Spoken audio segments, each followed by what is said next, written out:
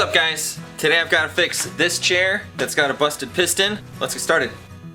So the first step is to get my measurements. I measure the diameter of the piston so I can find a PVC pipe to fit it. In this case I used a 1 1/4 PVC pipe. And then also measuring the length of the pipe, mine was just under 4 inches. And of course, depending on your chair, that's going to vary.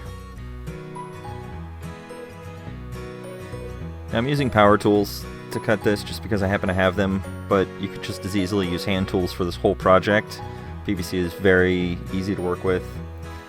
I'm also adding a straight line to give myself a marker for when I go to the Dremel. Now we've got to add a vertical notch to the PVC pipe so that we're able to get it onto the piston. I actually cut 2 straight lines so that I can take a chunk out of the PVC pipe.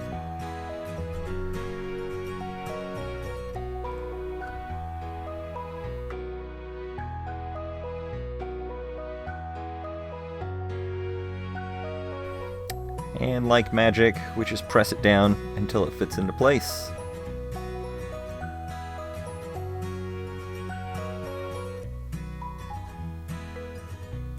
Now, this part might be a little bit overkill, but I added some zip ties just to give the PVC pipe that extra bit of rigidity.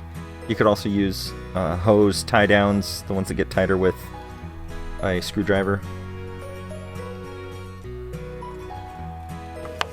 Alright, and just like that, we're done! Oh, you did it! Easy fix, 5-minute fix, 10-minute fix, no problem. Mommy! Like, subscribe, share. Let's just inside the chair. Tune in for the next thing that we do, that we make. Ah!